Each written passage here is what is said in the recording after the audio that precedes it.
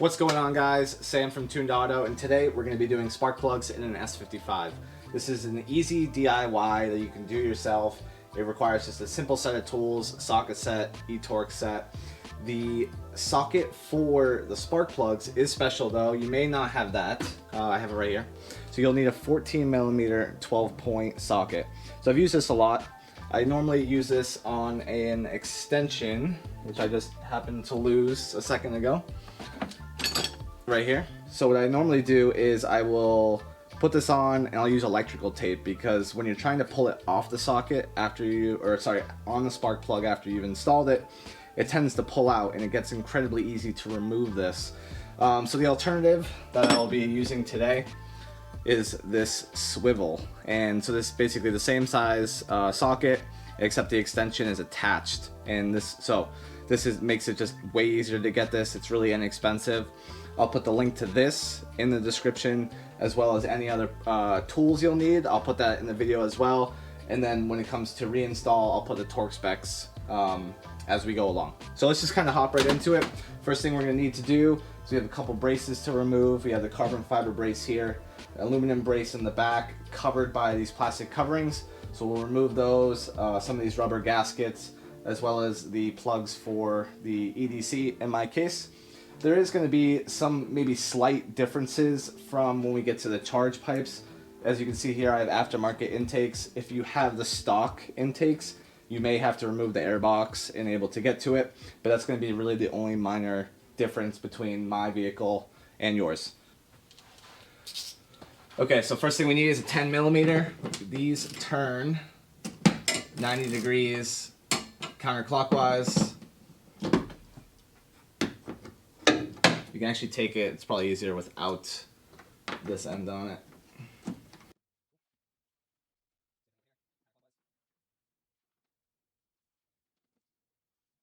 So this maybe isn't the correct tool for this, but these plastic clips or retaining clips that we have here, what I do is I just use these. You can see this one kind of has been removed a lot, so it's a little mangled. But what I normally do is I'll slide it in and I'll pinch it just enough to get under the head. I'm obviously not going to cut it off. And then I use that to pry it up, and then I pull it out. So once this is out, I should be able to remove these covers. Same thing on the other side.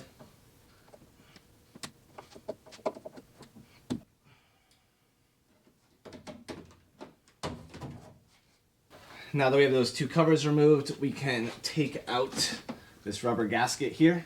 So there is a line that runs along the back side of it. Slide that out, and then this will just pull out. So just to get rid of all of these, I'm going to remove all these little plastic fasteners that we have along this dust boot here.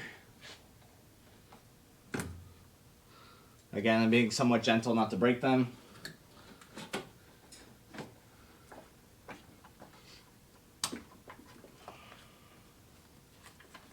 And then what I'm going to do is I'm going to unplug the EDC connector, and I can kind of push that out of the way, because what I'm going to need to do is remove this metal, this aluminum brace here. Move that there.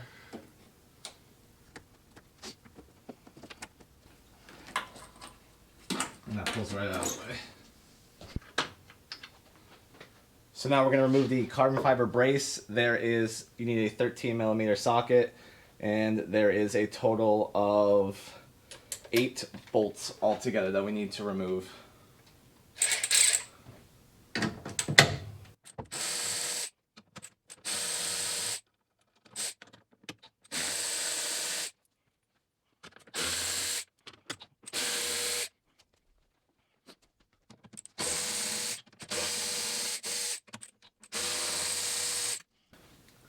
And then we have a 10mm right here that we need to remove.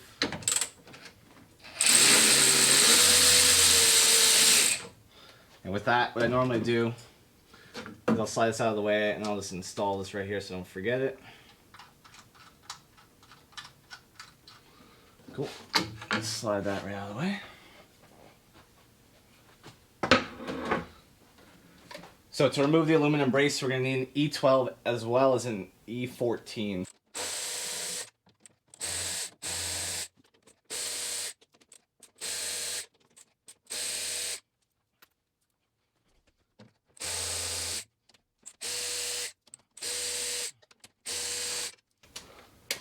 Now we take the E14 and get these outer bolts.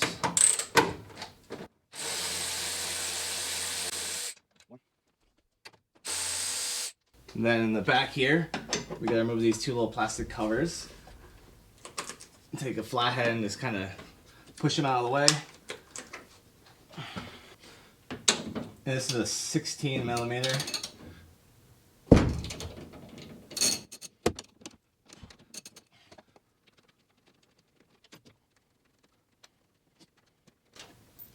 So we need our 10 millimeter again. There's another bolt right here holding this tank here.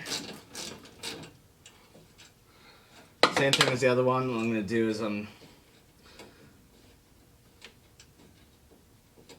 pull this off, slide it out of the way.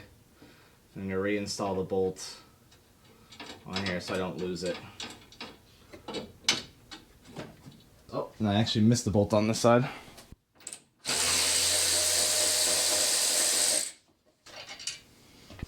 Alright, now I should be able to pull this out more easily. That's why I was stuck. So slide that out of the way. And then up and out. Now that we have all that stuff out of the way, we want to remove this plastic cover in the back. So we're going to grab our 10 millimeter again. And there's just a series of bolts along the back side of it. They're really easy to see.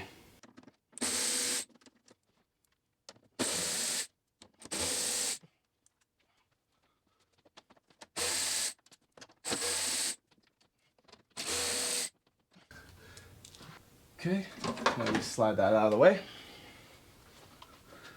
Alright, so now we have all the plastic coverings removed, and we need to now remove the charge pipes so that we can remove this plastic cover here and then get to all of the spark plugs so we can swap them out. So I'm going to use a 6 millimeter. You can use a flathead in order to take these out, but it's just a little bit quicker if you have a 6 millimeter socket, and you can just pop these on and loosen them up.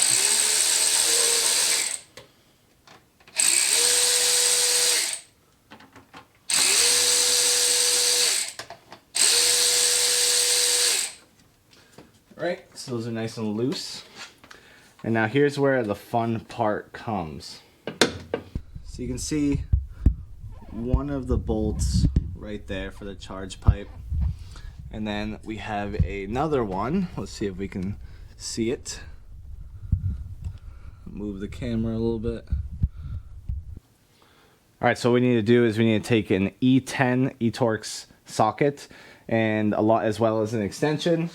And instead of using my electric ratchet, I'm going to do it with this just so I have a little more control over it. So the first one, and there's only one bolt holding down the charge pipe on the lower end. So if I loosen this up, again, I have a lot of space here with my aftermarket intakes. So we're just removing this one bolt here for the front side. Got it.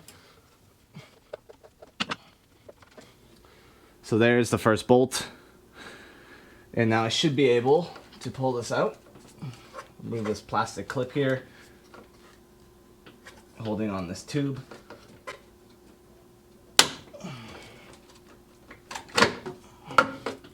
And that will pop right out. So you can see that just kind of sits right in there like that. So this one's a little more tricky just given where it's installed. What I will do, see if I can, what I like to do is I'll loosen it, and then you can come around from the underside of the intake, and you can get it that way. And now I don't want to fear losing this. Alright, so I got the second one, and we should be able to pull this out.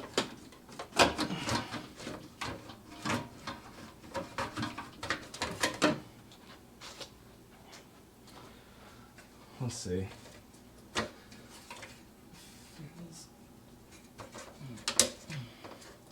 Remove these little plastic clips right here.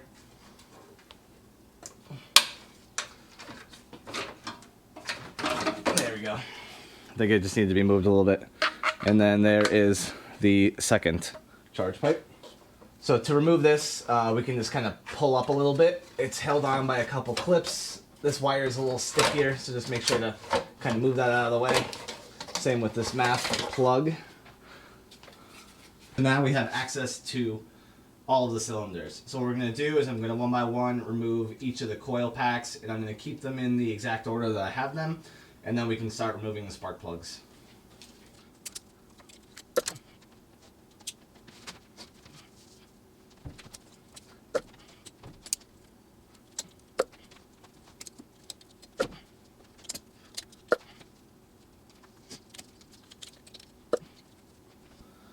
Alright, so now I have all of the coil packs removed. Now I can use my special socket extension and I can start removing all the spark plugs, and then I can get ready for reinstall.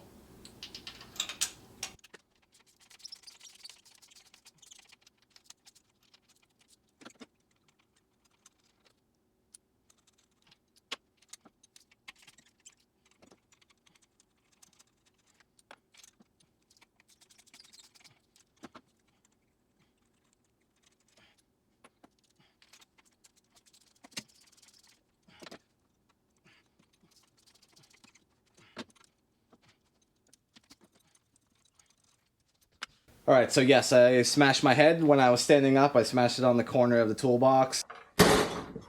I guess it's worth it for this car. And I'm also sweating like crazy because it's very hot in here. But we are done from removing everything, so the spark plugs have been removed. It is much easier with this. So I've already pre-gapped the new plugs.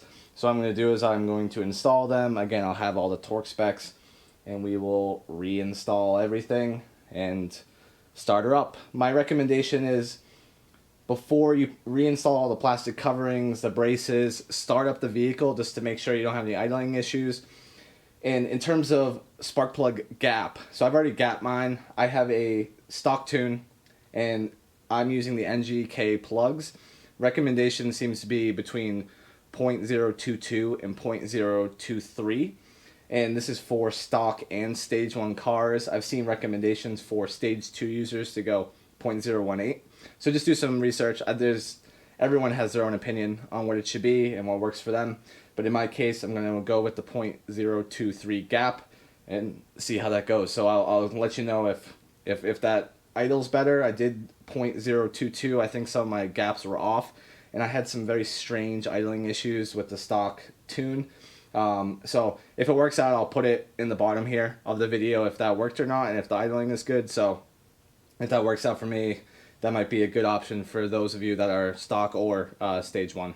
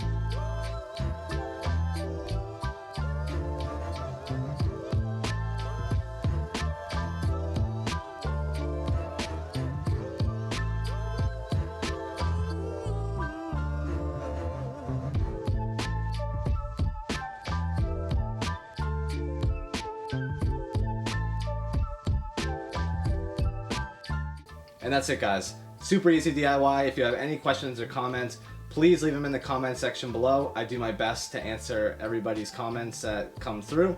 If you like this video, please give it a thumbs up. Check out our website, www.tunedauto.com. You can find, I have a bunch of different shirts on there, as well as I'm working on putting these DIY videos on the website in a printable PDF format. So check that out. I'm constantly updating content on there. Subscribe to the channel if you like this. I have a few other videos on the way coming up soon. Again, I'm Sam from Tuned Auto, and thanks for watching.